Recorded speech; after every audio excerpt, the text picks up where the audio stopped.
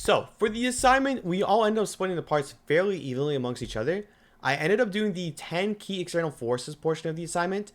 Originally, I was going to try to write a paragraph or more for each individual external force, and slowly I realized how difficult that would be. Celestica is not a very easy company to find information on, at least from my personal experience. Even after finding out that the external forces are commonly just grouped up into 5 categories, as you can see if you look back at our assignment, I grouped everything into 5 different categories. I still had to get pretty creative with my answers. For example, the political, governmental, and legal forces, I had to look into global relations, political conflicts, political associations, and then I ended up learning about the tension between US and China due to Nancy Pelosi. I don't know how to pronounce her name, but she's a U.S. House of Representatives speaker who visited Taiwan, and it really began to ruffle the relationship between U.S. and China. And you might be wondering why that's relevant. And also not to mention there was that whole spy balloon incident recently too. But yeah, you might be wondering why is that relevant? And the reason that I bring it up is because Celestica is a global company, and as a global company, that means they branch out to different parts of the world, right? And 2 of those parts just happen to be the United States and China.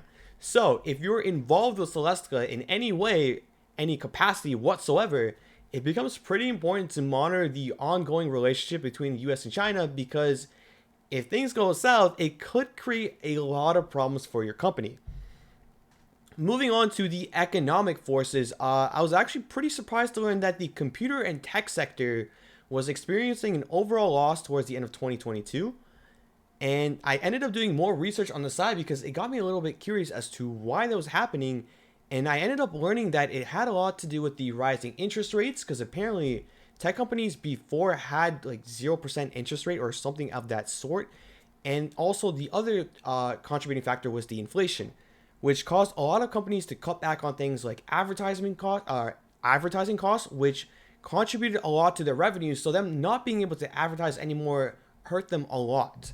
And if I had to assume, Celestica's provided products and services being in very high demand, along with their stock already trading at a discount prior to that, is probably what contributed to them not trending downwards on the market, along with all the other tech stocks that year.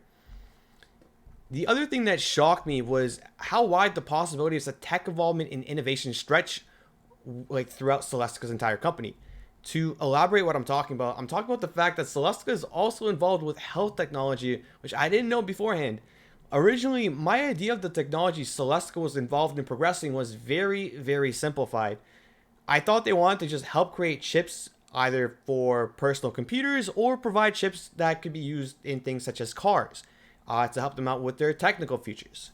When I learned that Celestica has a mission to deliver healthcare solutions that can create a positive impact, it got me thinking about ways that Celestica can contribute to other recent events.